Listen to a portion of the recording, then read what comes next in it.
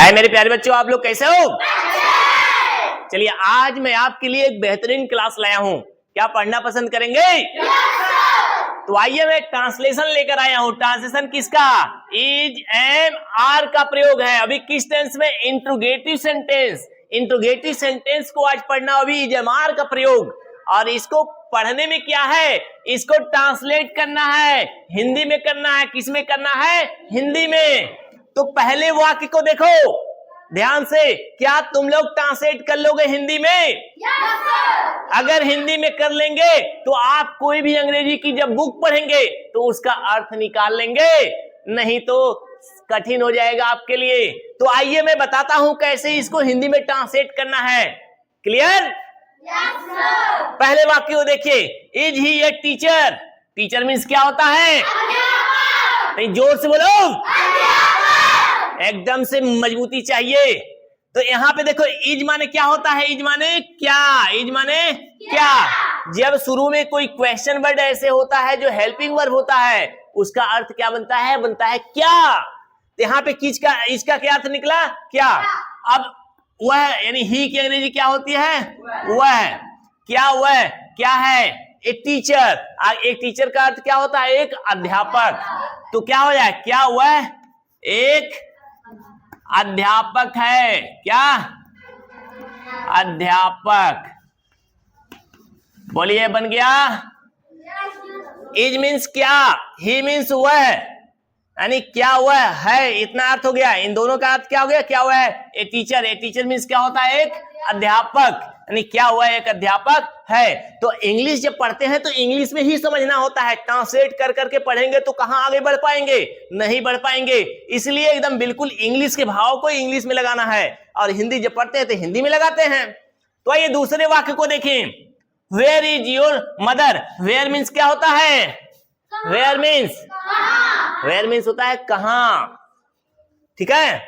Where is your mother. अब यहां पे देखिए, वेयर इज माने कहां है, योर मदर यानी तुम्हारी मम्मी कहां है। इसका टोटल अर्थ क्या होता है? तुम्हारी मम्मी कहां है। तो ऐसे लिख दीजिए एक बार निकाल करके, तुम्हारी मम्मी कहां है।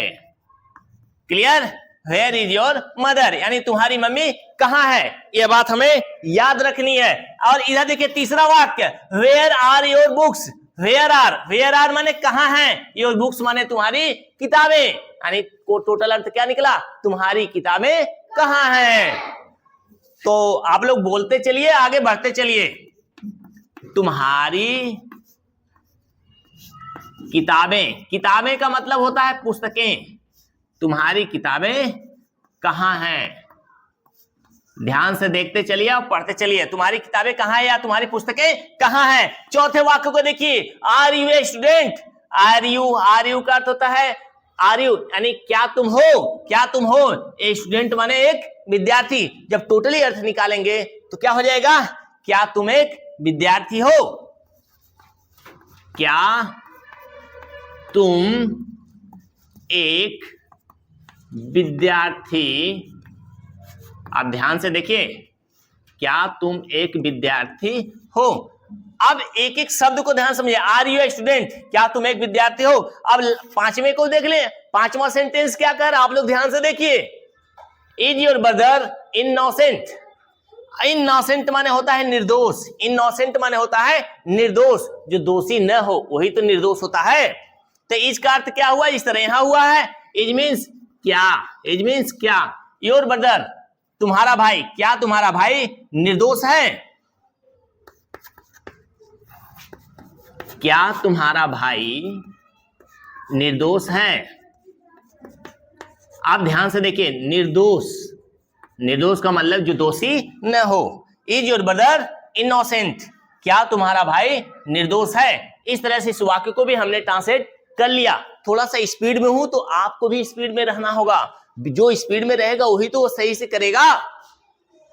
अब इस वाक्य को देखिए, छठवां वाक्य, is your brother wise. Wise means क्या होता है? वाइज मीन्स बुद्धिमान। तो तुम लोग भी वाइज बनो, बुद्धिमान बनो, थोड़ा तेज रहो। तो इसका अर्थ होता है, इसका अर्थ होता है क्या तुम्हारा भाई। क्या तुम्हारा भाई। तुम्हारा भाई लिख दीजिए। क्या तुम्हारा भाई वाइज माने बुद्धिमान है। अब ध्यान से देखते चलिए ट्रांसलेट कैसे करना है, साफ साफ लिखना है आपको। साथ में देखिए who is in the class, who is in the class, who माने कौन, हु माने कौन, इज माने है, इन द क्लास यानी कक्षा में, यानी कक्षा में कौन है, कक्षा में कौन है, कक्षा में कौन है।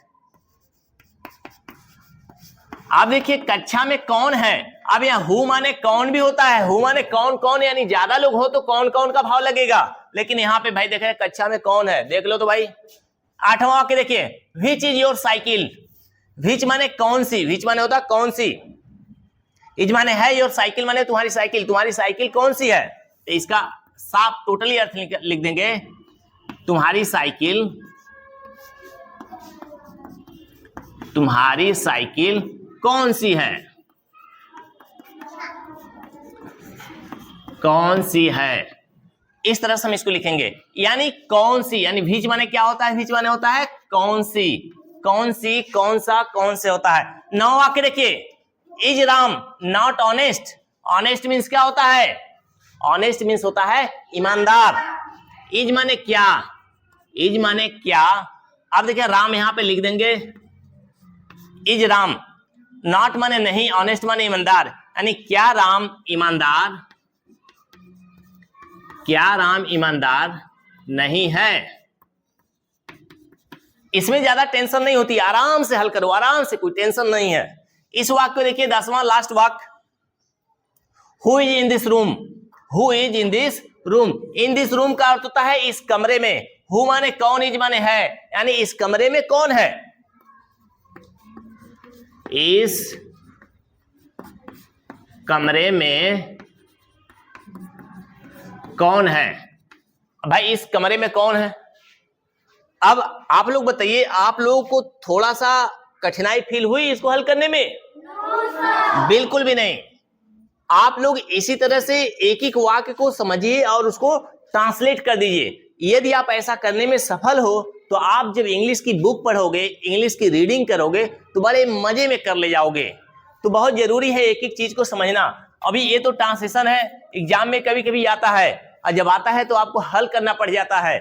तो ऐसे आप लोग छोटी छोटी वीडियो आप लोग देखिए, पढ़िए और इंग्लिश सीखने की कोशिश करिए, क्योंकि ये अपनी हमारे भारत की भाषा नहीं है, यह विदेशियों की भाषा है, यह अंग्रेजों की देन है जो पूरे विश्व को पढ़ना पड़ रहा है। अगर पूरे विश्व के साथ आपको भी आगे जाना है तो इस भाषा को पढ़ना पड़ेगा, इस भाषा को सीखना पड़ेगा। तो आज की ये छोटी सी क्लास समाप्त होती है, फिर मिलते हैं आपसे नेक्स्ट वीडियो में। Thanks for watching.